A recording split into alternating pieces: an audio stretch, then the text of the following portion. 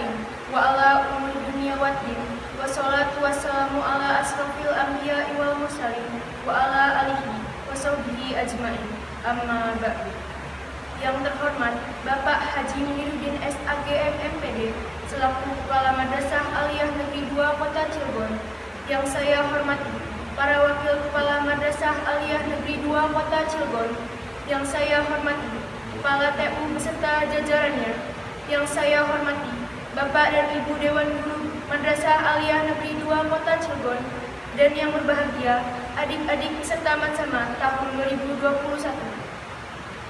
Segala puji kita panjatkan kehadirat Allah Subhanahu wa Ta'ala atas segala nikmat yang telah diberikan kepada kita semua. Nikmat sehat, nikmat taufik, hidayah, inayah, dan nikmat yang paling besar adalah nikmat iman dan Islam. Salawat serta salam tak lupa kita panjatkan kepada junjungan kita Nabi besar Muhammad Sallallahu Alaihi Wasallam yang telah membawa kita dari zaman jahiliyah menuju zaman ukhuwah Islamiyah. Matsama 2021, your story begins in Mantu, Jawara. Saya, Syaila Kordofa Rahman, selaku moderator akan membacakan susunan acara pada pagi hari ini. 1. Pembukaan. 2. Pembacaan kurikulum vitae pemateri. 3. Materi. 4. Kesimpulan. 5. Penutup. Untuk membuka acara ini, marilah kita bersama-sama membaca lafaz basmalah. Bismillahirrahmanirrahim. Selanjutnya, pembacaan kurikulum vitae pemateri. Kurikulum vitae pemateri.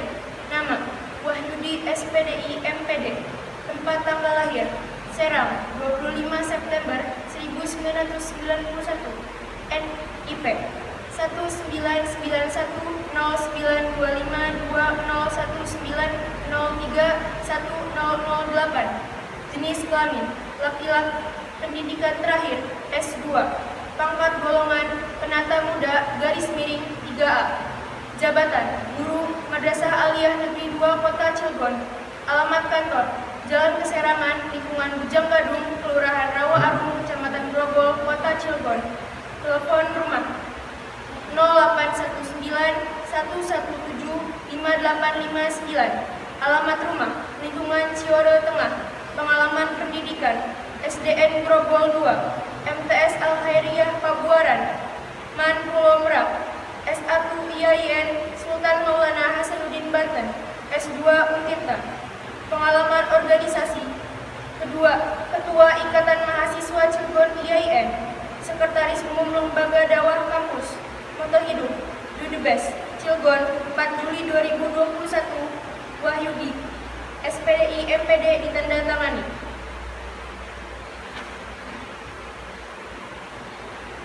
Acara selanjutnya yaitu materi yang akan disampaikan oleh Bapak Wahyudi.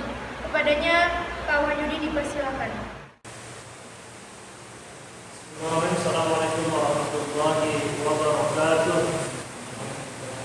Alhamdulillahilladzi arsala rasulahu bil huda wa dinil haqq liyudhhirahu 'ala dini kullihi walau karihal kafirun walau karihal musyrikun. Asyhadu an la ilaha illallah wa asyhadu anna Muhammadan abduhu wa rasuluh la nabiyya ba'dahu. Allahumma shalli 'ala sayyidina wa maulana Muhammadin sallallahu alaihi wasallam wa 'ala alihi wa man tabi'ahum bi ihsan ila yaumil din. Yang Bapak hormati Bapak Kepala Madrasah Aliyah Negeri 2 Kota Cilegon, yang Bapak hormati seluruh Bapak Ibu Dewan Guru, dan yang tak kebetulan pula seluruh panitia Matsama tahun 2021, dan tak ketinggalan pula para seluruh peserta Matsama 2021 yang mudah-mudahan Allah Subhanahu wa Ta'ala senantiasa memberikan kita keselamatan dan kesehatan. Tiada kalimat yang paling indah yang patut kita ucapkan pada hari ini kecuali kita bersyukur kepada Allah Subhanahu wa Ta'ala yang telah memberikan kita nikmat iman, nikmat Islam, dan tentunya nikmat sehat walafiat. Salawat beriring salam marilah kita limpah curahkan kepada junjungan Nabi besar kita, yakni Habibina wa syafi'ina wa maulana Muhammadin sallallahu alaihi wasallam, serta para keluarganya, para sahabatnya, dan mudah-mudahan kita semua selaku para pengikutnya sampai akhir zaman.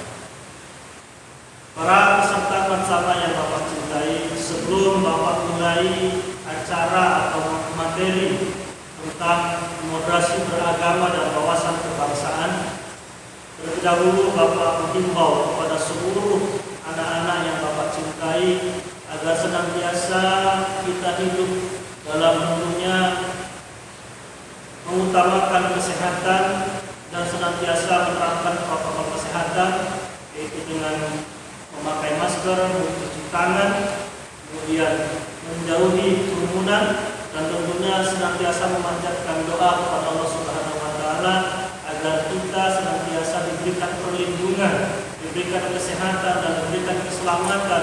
Dan mudah-mudahan Allah Subhanahu wa Ta'ala, kita semua berdoa agar Allah Subhanahu wa Ta'ala segera mengangkat wabah atau pandemi COVID-19 yang terus menghantui Indonesia.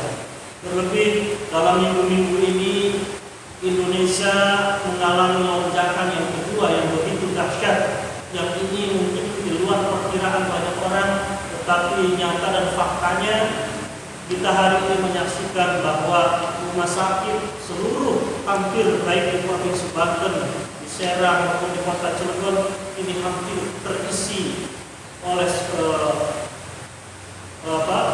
terisi oleh para yang terbaik yang kena penyakit COVID ataupun non-COVID. Oleh karena itu, sebelum Bapak mulai materi ini, Bapak selalu menghimbau agar kita selalu senantiasa menjaga kesehatan dan tetap selalu di rumah dan usahakan tidak keluar rumah. Karena wabah ini begitu sangat mengkhawatirkan, apalagi sekarang COVID-19 ini virusnya telah bermutasi dengan berbagai macam-macam. Ada virus dengan mutasi alfa, delta, bahkan sekarang muncul yang namanya kappa. Dan ini menurut para epidemiologi, ini virus sangat cepat sekali menular, bahkan menurut kedokteran dalam 2 hari saja yang tadinya sehat tiba-tiba paru-paru putih dan kemudian membutuhkan ventilator, akhirnya meninggal dunia. Mudah-mudahan kita semua dilindungi oleh Allah Subhanahu wa Ta'ala dari wabah COVID-19 ini. Baik, materi yang telah diberikan panitia ini begitu luar biasa dan begitu sulit untuk Bapak, karena ini materi yang mungkin masih awam dan mungkin masih belum banyak anak-anak mendengar. Materinya adalah tentang urgensi moderasi beragama dan wawasan kebangsaan. Dan mungkin anak-anak mungkin baru mendengar, mungkin atau sudah pernah mendengar tentang moderasi beragama dan wawasan kebangsaan. Dan sebelum jauh Bapak menjelaskan, sesungguhnya moderasi beragama itu bagian dari wawasan kebangsaan. Oleh karena itu, saat ini Kementerian Agama sedang menggalakkan yang namanya moderasi beragama. Lalu apa sih moderasi beragama itu? Dan mungkin nanti kita akan lebih dalam mengkuliti apa itu yang namanya moderasi beragama. Tapi yang Bapak perlu luruskan adalah ini adalah moderasi beragama, bukan moderasi agama. Berbeda tentunya antara moderasi beragama dan moderasi agama. Karena agama tidak perlu demoderasi, tetapi adalah moderasi beragama. Beragama katanya cara hidupnya, cara pandangnya dalam melaksanakan ajaran agama. Maka namanya adalah moderasi beragama. Dan moderasi, ya kita akan jelaskan satu persatu dari perkata. Yang pertama adalah moderasi. Ya. Moderasi ini adalah berasal dari bahasa Latin, yaitu moderatio, yang artinya tidak berlebihan atau kekurangan. Lalu ada juga menurut KBBI, ya, atau Kamus Besar Bahasa Indonesia, moderasi ini didefinisikan yaitu kata sifat dari pengurangan, kekerasan, dan penghindaran keekstriman. Kalau anak-anak pernah berdiskusi dalam kelas, tentunya sebelum diskusi itu ada seorang yang memulai acara, namanya adalah moderator. Nah, mungkin moderasi ini sama dengan moderator asal katanya, yaitu moderator itu artinya apa? Jalan tengah, penengah, ya. Jadi tidak memihak antara satu dan memihak lainnya. Jadi kalau pengen gampangnya moderasi beragama, ingat moderator. Moderasi itu artinya adalah jalan tengah, tidak berlebihan dan tidak kekurangan. Lalu moderasi beragama juga di dalam agama Islam atau dalam bahasa Arab. Moderasi ini ada terdapat di dalam Al-Quran, ya, yang asal katanya dari kata wasat atau wasfiyah, yang berarti tengah-tengah, adil dan berimbang. Maka bisa dapat kita simpulkan bahwa moderasi beragama adalah proses memahami sekaligus mengamalkan ajaran agama secara adil dan seimbang agar terhindar dari perilaku ekstrim atau berlebih-lebihan saat mengimplementasikannya. Jadi bisa kita bedah satu persatu dari beberapa kata. Yang pertama adalah memahami dan mengamalkan, karena agama itu bukan hanya untuk dipahami, tetapi jauh lebih dari itu. Yang terpenting adalah pengamalan dari agama. Lalu untuk mengamalkan agama itu agar kita kategorinya adalah orang yang termasuk moderasi beragama, maka kita menjalankan agama itu harus adil dan seimbang. Mengapa demikian? Tentunya agar kita terhindar dari perilaku ekstrim atau berlebih-lebihan. Nah, tentunya kita sering mendengar di dalam berita, ya, di dalam berita televisi, ya, bahkan di internet ataupun di artikel, kita sering mendengar banyak sekali yang namanya kaum-kaum ekstremis. Atau gampangnya adalah banyak kaum-kaum yang sekarang ini mengatasnamakan agama, kemudian mereka melakukan yang namanya terorisme. Beberapa waktu lalu Indonesia digemparkan dengan di Surabaya, salah satunya adalah bagaimana satu keluarga melakukan bom bunuh diri, dan ini adalah sifat dari ekstrim. Ya, bukan hanya itu, agama Islam juga sangat melarang yang namanya sifat berlebih-lebihan. Makan berlebihan itu tidak baik. Kemudian bermain-main berlebihan itu juga tidak baik. Maka yang namanya ekstrim berlebihan itu maka tentunya akan berujung pada sesuatu yang tidak baik. Nah, anak-anak, sebelum kita lanjutkan, ya, Bapak punya salam moderasi beragama. Ya, kalau Bapak ucapkan kata salam moderasi, maka anak jawabnya salam. Kemudian kalau Bapak bilang moderasi beragama, maka jawabnya adalah damai, toleran, dan harmonis. Ya, kita ulang lagi, ya. Kalau Bapak katakan salam moderasi, jawabnya adalah salam. Kemudian kalau Bapak katakan moderasi beragama, damai, toleran, dan harmonis. Mungkin nanti bisa dipraktekkan di rumah-rumah tentang moderasi beragama ini. Dan tentunya, ya, sekali lagi, kenapa sih penting materi moderasi beragama ini, mengingat Indonesia saat ini sedang diteror, kemudian sedang berada dalam jurang perpecahan karena banyak sekali skala-skala perbedaan di Indonesia. Oleh karena itu, ya, seorang Gus Dur, ya, mantan presiden Indonesia, pernah mengatakan bahwa Allah itu tidak melarang perbedaan, tetapi Allah itu melarang perpecahan.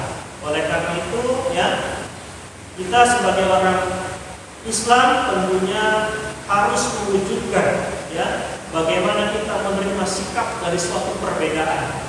Karena dalam agama kita sendiri banyak perbedaan, bahkan tidak jauh-jauh dalam keluarga kita saja ini banyak sekali perbedaan. Kalau seandainya kita mementingkan egoisme kita, ya, mementingkan egosentris kita, maka yang terjadi adalah perpecahan dalam keluarga itu. Maka dibutuhkan suatu moderasi atau pemahaman tengah-tengah, jangan berlebihan. Dan tentunya juga dalam cara bermoderasi beragama. Nah, moderasi beragama ini adalah istilah. Kalau orang yang melakukan moderasi beragama disebut namanya moderat. Ya, kalau si A melakukan moderasi beragama, maka si A ini sedang melakukan perbuatan disebutnya adalah moderat. Islam moderat, ya, itu. Kemudian selanjutnya, lalu mengapa sih moderasi beragama ini sangat penting bagi kita, khususnya bagi pelajar Mandua Kota Cirebon? Ya, kita jelaskan secara luas terlebih dahulu mengapa sih moderasi beragama ini kita sangat penting. Yang pertama adalah Indonesia adalah negara yang multikultural, berbeda. Ya, bahkan menurut Badan Pusat Statistik, Indonesia itu memiliki keanekaragaman yang begitu dahsyat. Ya, bahkan luas Indonesia saja kalau kalian lihat di internet itu dari Sabang sampai Merauke itu luasnya kalau tidak salah 1,9 juta kilometer persegi. Ini luar biasa. Ini menunjukkan betapa besarnya bangsa Indonesia ini. Kalau Eropa, bangsa Eropa, satu bangsa dipikul oleh banyak negara. Kita lihat Eropa itu banyak negara. Ya, ada Italia, ada Perancis, ada Inggris. Mereka ini banyak negara, tapi satu bangsa namanya bangsa Eropa. Kemudian ada bangsa Arab.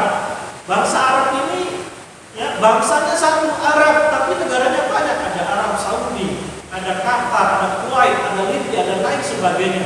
Tetapi hebatnya Indonesia ini adalah satu bangsa dipikul oleh satu negara. Inilah menggambarkan betapa hebatnya Indonesia dari dulu hingga saat ini. Oleh karena itu kita perlu bangga kepada negara kecintaan kita yaitu Republik Indonesia. Dan tentunya di masa depan Indonesia ini adalah bagaimana nanti akan diisi oleh anak-anak muda seperti anak-anak ini. Mungkin anak-anak sekarang ini masih usia yang muda, masih 15 tahunan. Tetapi dalam 15 tahun yang akan datang, dan puncaknya adalah nanti tahun 2045 atau 1 abad kemerdekaan Indonesia, maka usia anak-anak berada sekitar 30 sampai 40 tahunan. Dan tentunya usia 40 tahunan itu adalah usia di mana anak-anak, ya, yang nantinya sudah 40 tahun ini luar biasa akan mengisi pos-pos penting di negeri ini. Ada yang mungkin Bapak doakan menjadi wali kota, ada yang menjadi DPR, jadi pengusaha, ya, mungkin bahkan Bapak doakan jadi gubernur, bahkan menjadi presiden Republik Indonesia. Amin ya rabbal alamin.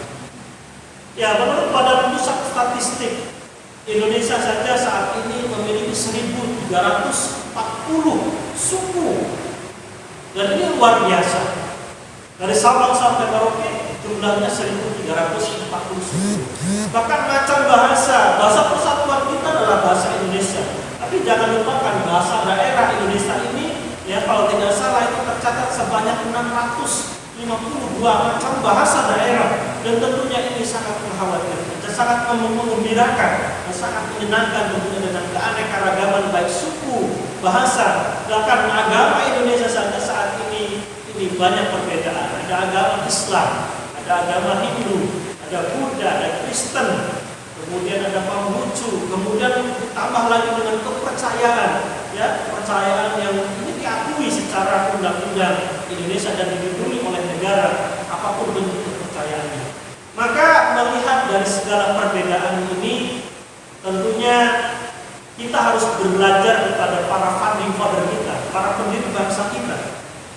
Mengapa demikian? Karena kita ingat pada saat perumusan Pancasila atau pada saat Jakarta Charter atau ya perumusan Pancasila, bahkan pada saat sidang BPUPKI yang kedua, ya, tanggal 18 Agustus kalau tidak salah, saat itu para pendiri bangsa kita hampir Indonesia tidak jadi menjadi negara. Kenapa demikian? Karena Indonesia pada waktu itu pada saat perumusan Pancasila ada 7 kata, ya, yang ini menyebabkan agama lain tidak mau mengikuti, yaitu adalah umat Islam menjalankan syariatnya, dan ini oleh orang-orang non-Muslim ini dianggap tidak adil. Maka pada waktu itu, ya, banyak sekali yang akhirnya hampir memutuskan keluar dari NKRI. Hingga pada saat itu para pendiri bangsa kita, ya, kita kenal dengan Insinyur Soekarno, kemudian ada juga Kiai Haji Wahid Hasyim, kemudian Ahmad Subarjo, Muhammad Yamin. Mereka merumuskan akhirnya, ya, mereka ini mayoritas Islam. Bahkan, ya, pada sejarahnya Indonesia mencatat para pejuang-pejuang kita itu mayoritasnya adalah seorang Muslim. Akan tetapi kita tentu perlu ingat bahwa, ya, pada saat perebutan kemerdekaan Indonesia itu bukan hanya direbut oleh orang Islam saja, tetapi orang non-Muslim baik agamanya Hindu, Buddha, kemudian Kristen dan agama yang lainnya memiliki peran dan andil dalam merebut kemerdekaan Indonesia. Oleh karena itu pada saat itu diambillah jalan tengah bagaimana caranya agar Indonesia ini tetap merdeka dan menjadi sebuah negara yang merdeka. Maka disepakatilah pada waktu itu Indonesia bukan negara Islam atau bukan negara agama, tetapi Indonesia berlandaskan pada Pancasila. Maka Pancasila inilah yang tidak dimiliki oleh negara manapun, khusus hanya Indonesia. Unik memang Indonesia itu memiliki ideologi yang namanya Pancasila. Kenapa penting Pancasila?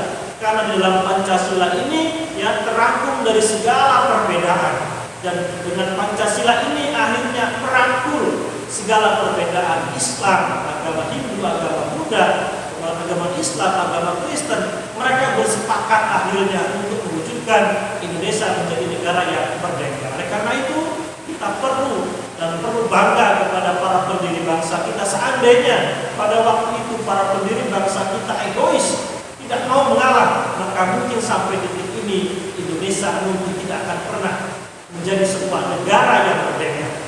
Oleh karena itu kita perlu menjalin suatu silaturahmi baik antara agama Islam maupun non agama Islam. Karena mereka mungkin bukan saudara seagama, tapi mereka adalah saudara sebangsa dan setanah air. Jadi inilah yang perlu kita waspadai. Dengan segala perbedaan itu maka butuh alat nomor satu, dan alat nomor satunya itu adalah Pancasila. Oleh karena itu, ya, Indonesia dengan yang beragam, baik suku, bangsa dan bahasa, maka diikat dalam satu ideologi yang namanya Pancasila. Bahkan semboyan ya negara kita adalah Bhinneka Tunggal Ika, berbeda-beda tetapi satu tujuan. Itu tujuannya adalah tentunya tercantum dalam undang-undang, dalam pembukaan undang-undang negara 1945. Kemudian alasan terpenting mengapa perlunya moderasi beragama adalah banyaknya aliran agama. Di dalam Islam sendiri kita memiliki perbedaan aliran. Ada Muhammadiyah, ada Nahdlatul Ulama, ada Persis, ada LDII dan lain sebagainya. Ini aliran agama. Bahkan dalam fikih saja kita mengalami yang namanya perbedaan. Tentunya kita Indonesia ini mazhab mayoritasnya adalah mayoritasnya mazhab Syafi'iyah.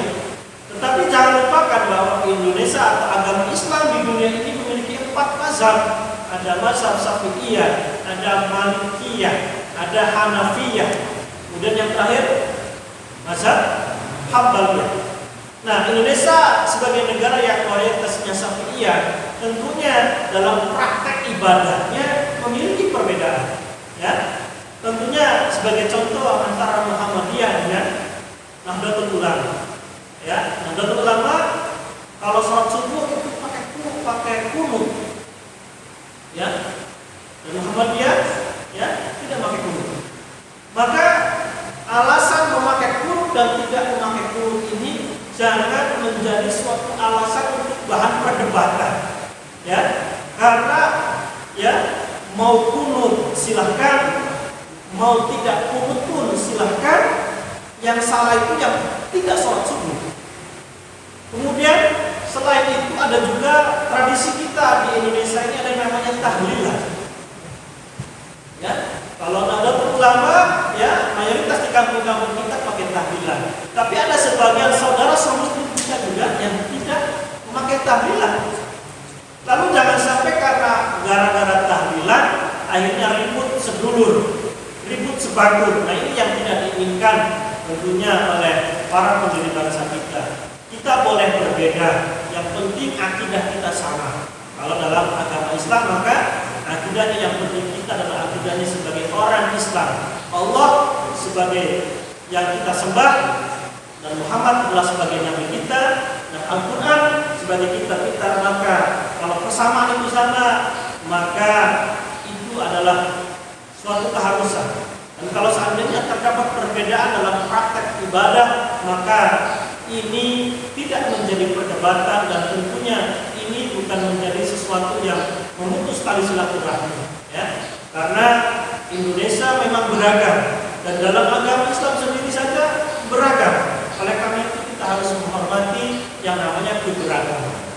Tapi ingat, ya, mentang-mentang Indonesia ini, ya, banyak agama, akhirnya kita ada toleransi yang kebablasan, atau kita ikut ajaran-ajaran yang bukan orang Islam. Misalkan orang Islam ikut ke gereja, ya, nyanyi-nyanyi, ya, ini tidak baik. Kenapa? Bahkan tidak dibenarkan karena ya Nabi Muhammad sendiri pernah ya pada waktu itu diajak oleh orang non-Muslim, ya Muhammad, maukah kamu seminggu ibadah kepada kami dan seminggu kemudian kami yang ikut agamamu? Maka turunlah yang namanya surat Al-Kafirun. Maka itulah yang menjadi asbabun nuzul surat Al-Kafirun. Ya, qul ya ayyuhal kafirun, katakanlah wahai orang kafir, la a'budu ma ta'budun, ya. Aku menyembah apa yang tidak kau sembah. Dan wala antum abidun ma'bud, dan engkau tidak menyembah apa yang kau sembah. Dan pada akhirnya ya, lakum dinukum waliyadin, bagimu agamaku dan bagiku adalah agamaku. Maka dalam prinsip perbedaan agama, maka ya yang perlu kita tekankan adalah rasa menghargai, rasa toleransi, rasa menghormati kepada pemeluk agama lain.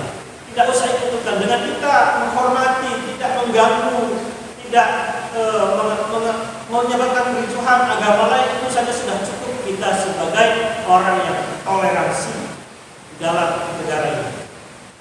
Kemudian yang ketiga adalah adanya proxy war. Ini bahasa keren sih. Proxy war, perang tidak langsung. Nah, kita masih ingat dengan adanya terorisme, kemudian radikalisme, dan ini tentunya sangat mengkhawatirkan. Kenapa? Karena sasarannya adalah anak-anak muda, anak-anak SMA. Bahkan survei membuktikan ya banyak anak-anak SMA yang sudah terpapar radikalisme. Nanti Bapak jelaskan apa itu radikalisme. Tapi yang jelas bahwa ya Indonesia inilah negara yang kaya raya. Ya, kalau di Arab nanam pohon jadi tongkat, tetapi di Indonesia nanam tongkat bisa jadi pohon. Apa itu singkong? Tongkat bisa jadi pohon. Tapi di Arab yang tandus nanam pohon pun bisa jadi tongkat. Meskipun sekarang Arab sudah menghijau, dan itu salah satu tanda-tanda kiamat. Ya. Oleh karena kekayaan Indonesia inilah yang menyebabkan negara-negara lain cemburu. Dan tentunya kalau kita belajar sejarah, mengapa sih bangsa Eropa ya atau bangsa Jepang ini sekali menjajah Indonesia? Tak lain dan tak bukan karena mereka ingin mengambil kekayaan bumi Indonesia. Oleh karena itu kita perlu jaga tentunya dengan mengikatnya tali persaudaraan dan persatuan dan kesatuan Indonesia. Nah, di tahun 2040 banyak ahli memprediksi bahwa dunia akan mengalami yang namanya krisis energi. Dan saat ini energi di dunia ini sangat bergantung ya, ini pada hasil fosil ya, yaitu pada minyak bumi atau gas alam. Yang kita ketahui bahwa minyak bumi dan gas alam ini adalah sesuatu yang tidak bisa diperbaharui. Maka diprediksi di tahun 2040 negara-negara Arab yang sekarang menjadi pemasok mayoritas minyak bumi ya, bahkan Amerika sendiri itu akan kehabisan cadangan minyak. Lalu pertanyaannya adalah bagaimana masa depan energi dunia? Nah, tentunya banyak sekarang sedang meneliti bagaimana menciptakan energi terbarukan. Ada yang menggunakan energi atas surya, energi matahari ya, kemudian energi panas bumi, dan yang paling menentukan di masa depan itu adalah yaitu energi yang berasal dari hewani dan botani. Dan hewani dan botani ini akan hidup di negara-negara yang tropis. Dan salah satu negara yang tropis itu adalah negara Indonesia. Nah, maka tidak salah nanti di tahun 2030 ke atas, bahkan sampai detik ini ya, hingga detik ini Indonesia saat ini sesungguhnya sedang diincar oleh negara-negara lain. Ya, dengan cara apa? Mereka menguasai Indonesia, ya. Mereka menjajah dengan ekonomi, kemudian menciptakan kekacauan, dan banyak ahli mengatakan bahwa terorisme yang saat ini disematkan kepada agama Islam, yang sejatinya agama Islam adalah agama yang damai, tidak mengajarkan kekerasan, la ikraha fid-din, yang tidak ada paksaan dalam agama. Maka tentunya dengan adanya terorisme ini berarti terbalik dengan ajaran agama Islam. Oleh karena itu, terorisme itu bukan ajaran agama Islam. Ya, karena Islam itu mencintai kedamaian. Dan banyak sekali sejarah-sejarah, bahkan kisah-kisah Nabi Muhammad, bagaimana Nabi Muhammad sangat baik kepada orang non-Muslim.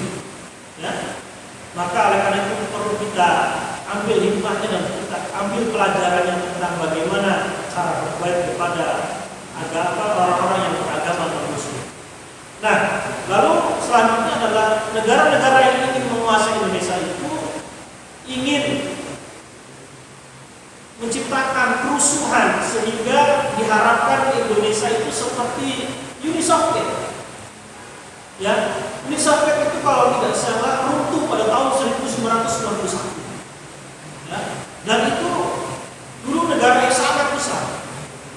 Ya, tetapi begitu Uni Soviet runtuh, sekarang negaranya menjadi negara-negara kecil. Uni Eropa belum pecah. Sekarang menjadi negara-negara kecil. Dan Indonesia jangan sampai menjadi negara yang pecah belah hanya gara-gara perbedaan agama, ya, hanya gara-gara dirusak oleh orang-orang yang mengatasnamakan agama, tapi sesungguhnya mereka hanya ingin menciptakan kekacauan di Indonesia ini. Oleh karena itu, sebagai generasi bangsa kita perlu paham terhadap yang namanya kondisi kebangsaan. Inilah yang disebut dengan wawasan kebangsaan. Kita paham dengan kondisi bangsa saat ini. Kemudian yang selanjutnya adalah Islam sebagai agama rahmatan lil alamin. Nah, itu rahmat sebagai semesta alam. Ya. Nah, karena Islam sebagai agama rahmatan lil alamin, maka Islam senantiasa menebarkan kedamaian, menebarkan kesejukan, menebarkan ketenangan. Karena Islam itu artinya adalah selamat, Islam itu artinya damai. Maka sudah sepatutnya kita sebagai pemeluk agama Islam, maka kita harus menciptakan kedamaian, kerukunan, ketenangan, dan mewujudkan persatuan dan kesatuan. Lalu yang terakhir adalah tadi Rasul jelaskan kenapa penting beragama, moderasi beragama, karena para founding father kita atau para pendiri bangsa kita telah sepakat bahwa Pancasila adalah final, Pancasila adalah akhir, ya, dari perdebatan perbedaan. Apapun agamanya, apapun sukunya, apapun bahasanya, kita diikat dengan yang namanya Pancasila. Oleh karena itu, jaga terus yang namanya Pancasila. Jangan sampai ada orang yang ingin merongrong, ingin merubah Pancasila, ya, ingin merubah Indonesia menjadi negara-negara yang menciptakan kita jauh dalam. Ya, kita lihat bagaimana Libya, dulu negaranya sangat makmur, sangat kaya, ya, tetapi mereka karena ribut masalah perbedaan, akhirnya sekarang Libya hancur. Kemudian kita belajar kepada Irak, kepada Suriah, ya, mereka pun sama, ya, mereka dulunya makmur sejahtera, tetapi saat ini kondisinya begitu mengkhawatirkan. Kenapa demikian? Karena tidak ada alat persatuan. Maka Indonesia perlu bangga, perlu berterima kasih kepada para pendiri bangsa karena telah mewujudkan yang namanya Pancasila. Baik, selanjutnya, ya. Dan ini ada beberapa berita, ya, mengenai yang namanya intoleransi. Lawan dari toleransi adalah intoleransi atau tidak toleran, tidak menghargai. Nah, bayangkan kalau seandainya kejadian-kejadian ini melanda seluruh negeri ini, apa yang terjadi? Tentunya yang terjadi adalah kerusuhan, yang terjadi adalah keributan, dan mungkin buruknya adalah Indonesia menjadi negara yang gagal, atau bisa jadi Indonesia akan menjadi negara yang bubar. Ya, yang pertama ada masjid dibakar di Papua pada saat sholat Id. Bayangkan, memang di Papua Islam adalah negara agama yang minoritas. Bayangkan kalau seluruh penduduk Papua berpikiran sama dengan para musuh-musuh, apa yang terjadi? Saya yakin seluruh orang Islam yang ada di Pulau Jaya, di Kalimantan, kalau melihat orang Papua pasti akan berbuat demikian. Oleh karena itu, ya, jangan sampai kita terprovokasi, kemudian kita memakan berita hoax. Saat ini kita sedang ngetren yang namanya berita hoax. Maka usahakan saring dulu sebelum di-sharing, ya. Saring dulu sebelum di-sharing. Karena saat ini media massa, media sosial ini begitu sangat mengkhawatirkan karena menjadi alat untuk menebar kebencian, menebar berita kebohongan. Oleh karena itu kita perlu men-sharing, memfilter sebelum kita membagikan atau men-sharingkan. Ya. Kemudian berita yang kedua ada pelaku bom Surabaya satu keluarga. Bayangkan ini sangat mengkhawatirkan, satu keluarga melakukan bom bunuh diri. Lalu yang terakhir ada berita protes azan Tanjung Balai rusuh. Gara-gara azan orang muslim yang protes, gara-gara toa akhirnya apa itu negeri pun rusuh. Nah, kalau seandainya semua bergerak sedemikian maka Indonesia akan menjadi negara bubar. Oleh karena itu dibutuhkan rasa yang namanya moderasi beragama, rasa toleransi, rasa menghargai baik seagama maupun antar agama. Oke, lanjut. Ya. Lalu dalam agama Islam sendiri ada yang namanya Islam wasatiyah atau Islam moderat. Apakah ada dalilnya dalam Al-Quran? Ada. Ya. A'udzubillahi minasyaitonirrajim. Bismillahirrahmanirrahim. Wa kadzalika ja'alnakum ummatan wasata. Ummatan wasata litakunu syuhada'a 'alan nasi wa yakuna rasulu 'alaikum syahida. Dan demikian kami menjadikan kamu ummatan wasata agar kamu menjadi syuhada terhadap atau kepada manusia dan agar Rasul Muhammad SAW menjadi syahid atau buat kamu.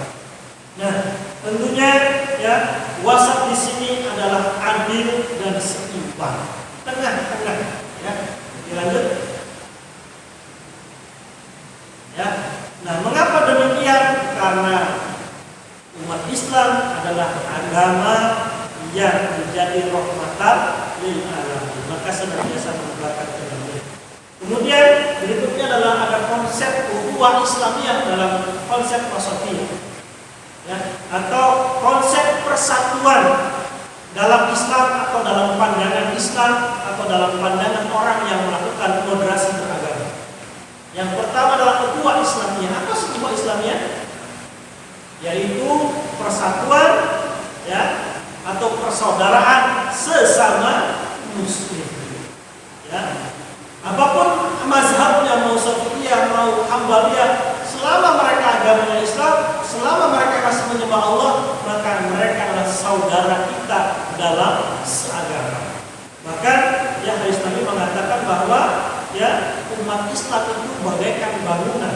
Umat Islam itu bagaikan anggota tubuh. Kalau satu tubuh sakit, maka seluruh tubuh anggota tubuh merasakan sakit. Maka kalau seandainya ada saudara kita yang sakit, saudara kita yang merasakan musibah, maka perlu kiranya kita meringankan bantuan, meringankan kesusahannya dengan memberikan bantuan. Baik itu bantuan secara materi, bantuan secara tenaga, dan paling minimalnya adalah mendoakan agar saudara-saudara muslim itu agar diangkat segera penyakitnya atau agar segera diakhiri musibahnya dan tentunya diberikan ketegaran dan ketabahan. Saat ini umat Islam Indonesia sedang melawan COVID-19. Maka kalau ada saudara kita yang terkena COVID-19, maka perlu kita bantu. Apalagi sekarang ada nama isolasi mandiri. Mereka kan tidak keluar-keluar. Maka kita butuh atau kita butuh bantuan untuk membantu mereka, baik itu memberikan makanan, vitamin, obat-obatan dan lain sebagainya. Dan yang paling penting adalah mendoakan kepada sesama orang Islam. Lalu yang kedua adalah ada ukhuwah watoniyah. Apa sih ukhuwah watoniyah itu? Ukhuwah watoniyah adalah persaudaraan atau persatuan sebangsa dan setanah air. Orang Papua memang mayoritas bukan orang Islam. Kemudian di NTT itu Islam tidak mayoritas. Mayoritas adalah Kristen. Tetapi meskipun mereka berbeda secara agama, mereka adalah tetap saudara kita. Dalam apa? Saudara kita dalam sebangsa dan setanah air. Maka jikalau di Papua sana terkena musibah, ya seperti kemarin terkena banjir, ya, maka sudah sepantasnya kita yang ada di Banten, di Cilegon ini, meskipun bukan mereka bukan non-muslim, tetapi mereka tetap adalah bagian dari saudara kita sebangsa dan setanah air, yaitu Indonesia. Maka perlu kita bantu, ya. Lalu yang terakhir adalah ukhuwah insaniyah. Apa sih ukhuwah insaniyah? Yaitu persaudaraan sesama manusia. Ya, sesama manusia. Orang-orang yang berada di luar sana. Misalkan sekarang ada berita di Kanada. Di Kanada sekarang sedang panas ekstrim, ya, bahkan panasnya itu melebihi 45 derajat. Bahkan banyak yang rumah-rumah gedung yang terbakar. Maka, ya, di Kanada itu mungkin mayoritasnya bukan non-muslim, tidak seagama dengan kita. Senegara pun tidak, mereka berbeda negara. Tetapi paling tidaknya mereka adalah saudara kita sesama manusia. Maka perlu kiranya kita membantu saudara-saudara kita yang berada di Kanada. Atau mungkin di negara-negara lain dimanapun yang berada, ketika terkena musibah, maka mereka tetap bagian dari saudara kita sesama manusia. Maka sebenarnya ada satu lagi, namanya ukhuwah makhlukiyah. Apa ukhuwah makhlukiyah? Persaudaraan sesama makhluk Allah, ada tumbuhan, ada binatang, ada manusia. Mereka, ya, ada batu, ya, mereka adalah makhluk Allah. Maka Nabi Muhammad sendiri mengajarkan kita agar, ya, kita tidak menyakiti hewan. Bahkan dalam penyembelihan, kalau sebentar lagi kita mau kurban, ya, insya Allah, ya, dalam mungkin setengah bulan lagi, sama kita akan melakukan atau dalam beberapa hari kemudian, ya, kita akan melaksanakan ibadah kurban. Maka dalam Islam tata cara menyembelih saja diatur. Ini membuktikan bahwa agama Islam itu mengajarkan bukan hanya ya cinta kepada hanya sesama manusia, tapi cinta juga kepada sesama makhluk Allah. Siapa orangnya yang dikatakan Islam moderat atau Islam maksudnya? Lalu apa ciri-ciri orang yang Islam wasatiyah atau Islam moderat, atau ciri-ciri orang yang moderasi beragama? Yang pertama adalah ada tawassut. Tawassut itu dari kata tawasat, mengambil jalan tengah.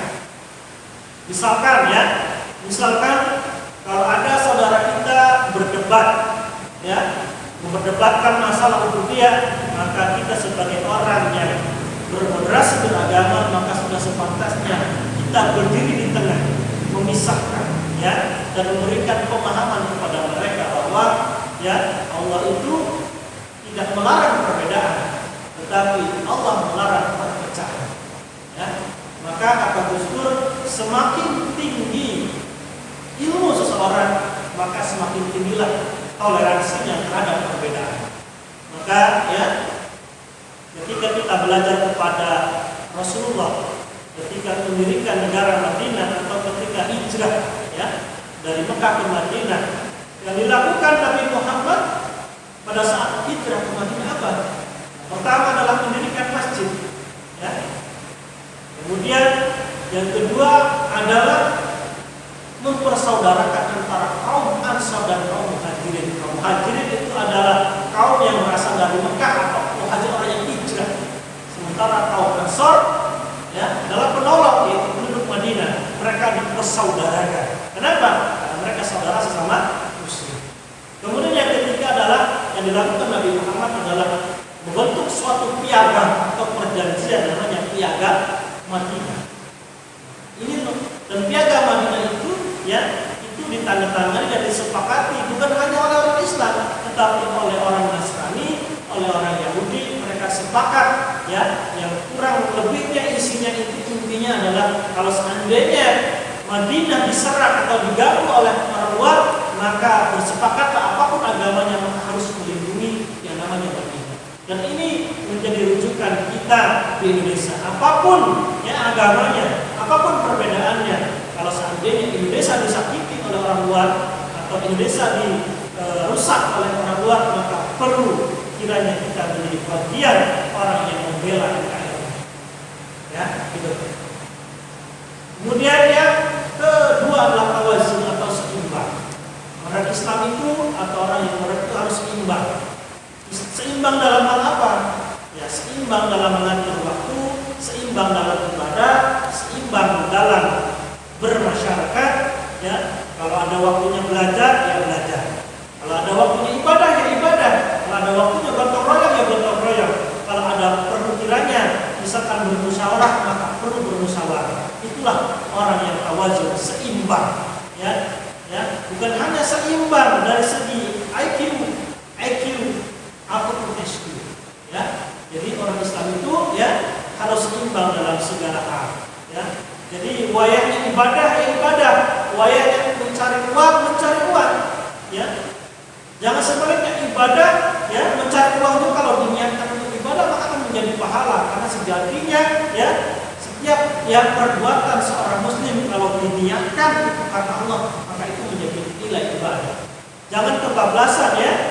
Jadi ya sepanjang hari sholat terus, ya tidak salah sholatnya, tapi yang salah adalah sholat terus. Karena Nabi saja tidak demikian. Nabi saja adalah seorang saudagar, Nabi saja seorang pedagang. Artinya adalah ya Nabi Muhammad atau orang Islam itu harus seimbang antara urusan dunia dan urusan akhirat. Ya, kalau ibadah ya ibadah. Kalau wayahnya untuk mencari nafkah atau mencari rezeki, ya wayahnya mencari rezeki. Tapi sekali lagi jangan berlebihan, kita jangan dibutakan oleh dunia. Jangan dibutakan oleh hal-hal yang berbau materialistis ya. Karena Islam itu ya mengajarkan bahwa harta itu bukanlah segalanya. Ya, meskipun saat ini memang segalanya dengan uang, tapi ada perasaan yang harus kita lakukan ya, yaitu mencari kebahagiaan dunia dan akhirat. Berbicara kebahagiaan itu tidak selalu diukur dari materi. Karena kebahagiaan itu adalah bagaimana kita bersyukur kepada Allah Subhanahu wa taala apa yang telah kita terima. Lalu yang ketiga adalah ciri-ciri Islam Wasatiyah adalah iktidal, yaitu lurus dan tegas. Ya. Anak-anak perlu belajar kepada kisah seorang Amr bin As. Siapa Amr bin As? Ya. Amr bin As ini adalah salah satu gubernur, ya. Gubernurnya khalifah pada saat khalifah Umar bin Khattab. Ya. Yang pada waktu itu Amr bin As ini sekali mendirikan sebuah masjid, tapi masjidnya itu berada di tanahnya Yahudi. Akhirnya para Yahudi ini mengadu kepada Khulafaur Rasyidin yaitu Umar bin Khattab. Akhirnya Khulafaur Umar bin Khattab ini mengirimkan sebuah ular yang sudah diberikan tanda garis sebuah pedang. Lalu orang Yahudi memberikan kepada Amr bin As. Amr bin As gemeteran diberikan ular. Lalu orang Yahudi berpikir bagaimana bisa ya seorang gubernur hanya diberi pulang sudah gemeteran.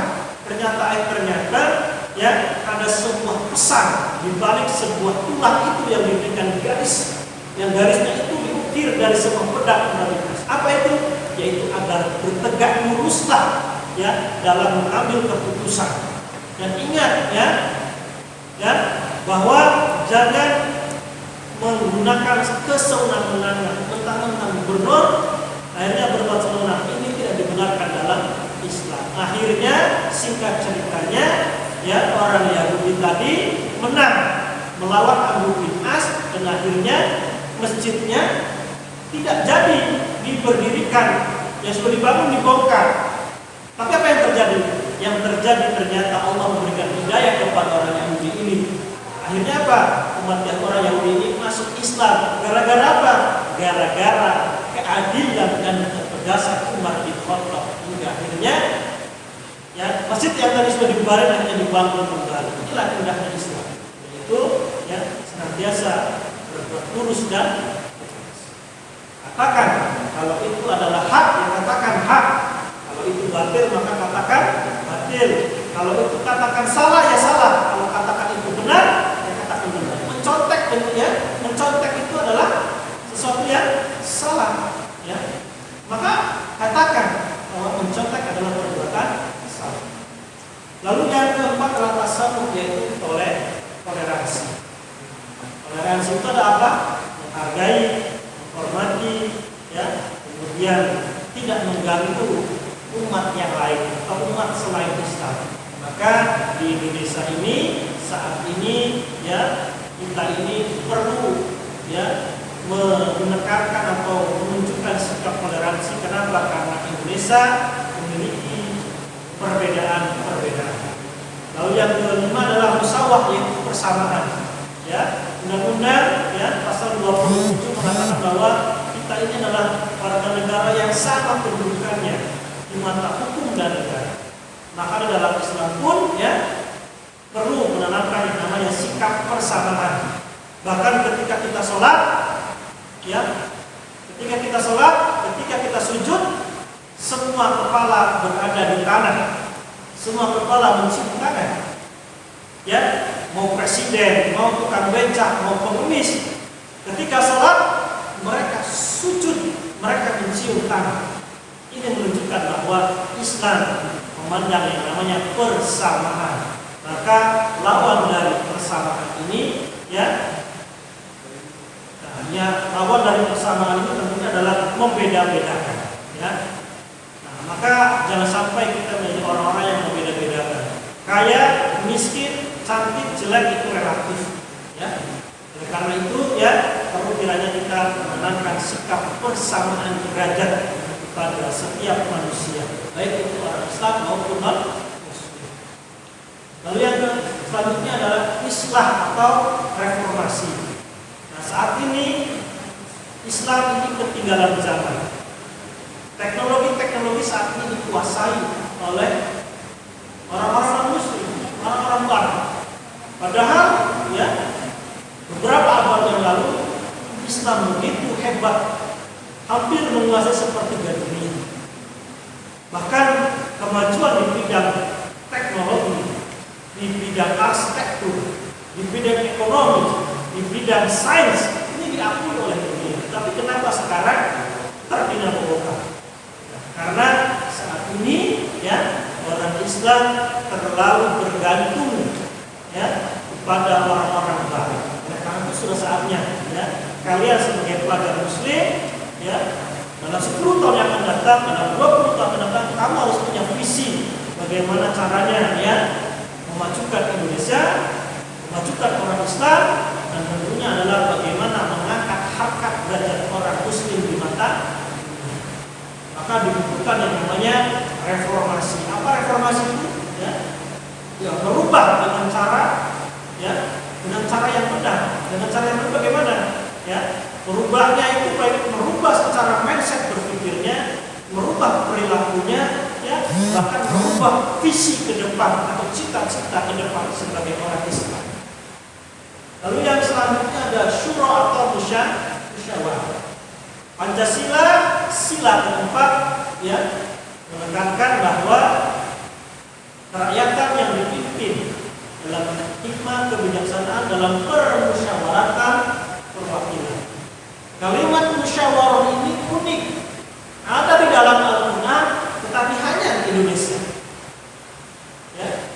Satu-satunya negara yang menekankan yang namanya musyawarah itu Indonesia. Ya.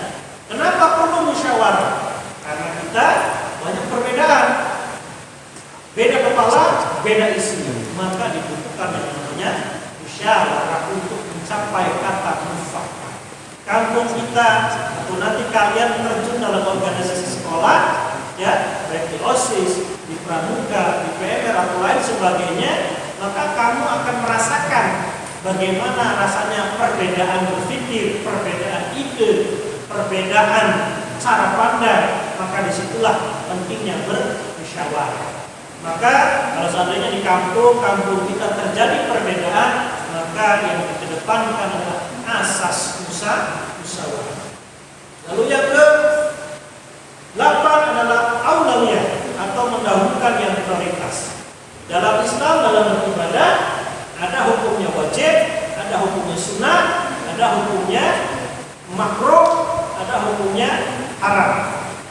Ya, Jangan sampai sunnah melebihi wajib, ya, atau jangan menjadikan wajib sebagai sunnah. Apa contohnya? Nah, kemarin setelah Idul Fitri kita Syawal, ya, puasa Syawal itu punya apa? Sunnah.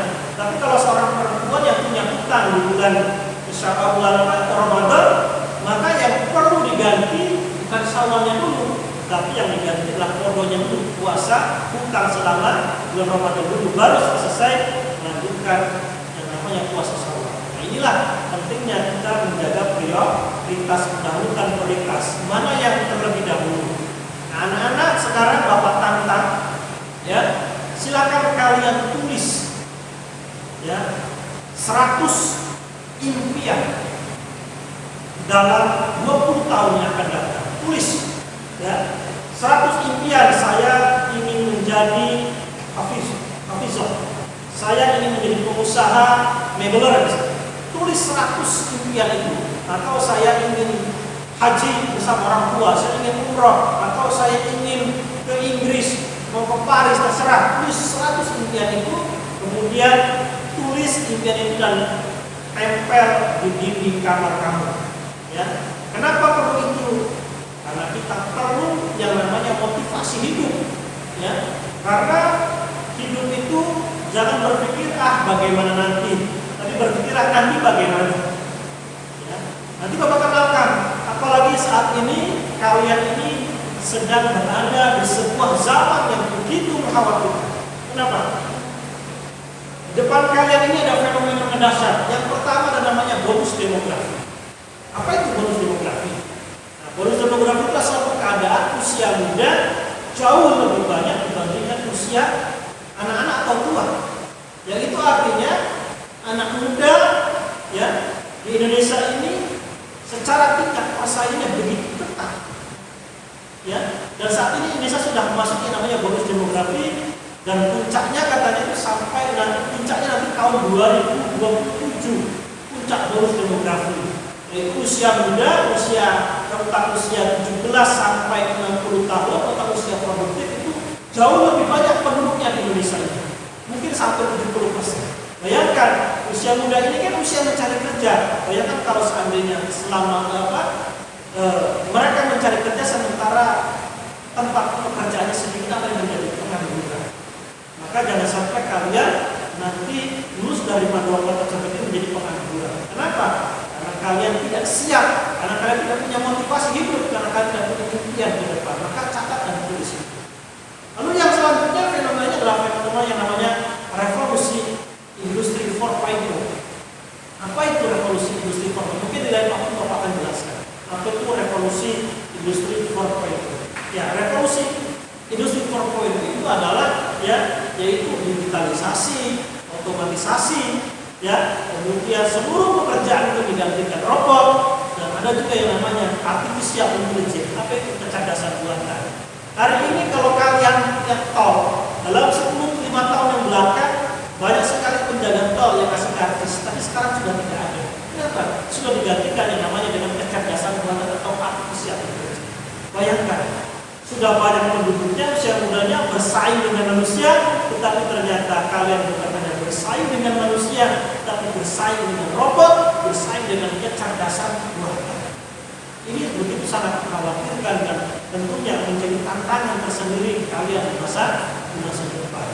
Karena lulus dari manual tersebut ini mungkin tahun 2024-2025, dan itulah puncak-puncaknya bonus demografi dan puncak-puncaknya revolusi industri 4.0. Maka sudah saatnya sekarang kalian harus mempersiapkan diri, ya, baik secara mental, secara ilmu, ataupun secara pengalaman, tentunya pengalaman hidup, ya.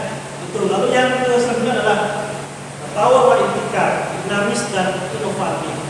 Sebagai orang Islam kita harus dinamis, jangan kaku. Zaman terus berubah. Kalau kita tidak mengikuti zaman, maka kita akan tergerus oleh zaman. Karena ini Bapak katakan zaman berubah, maka kalian harus berubah. Kalau seandainya kalian tidak berubah, maka kalian akan tergerus oleh zaman. Sekarang zamannya zaman teknologi, maka kalian jangan menjadi bangsa yang menjadi kaum yang gagap teknologi.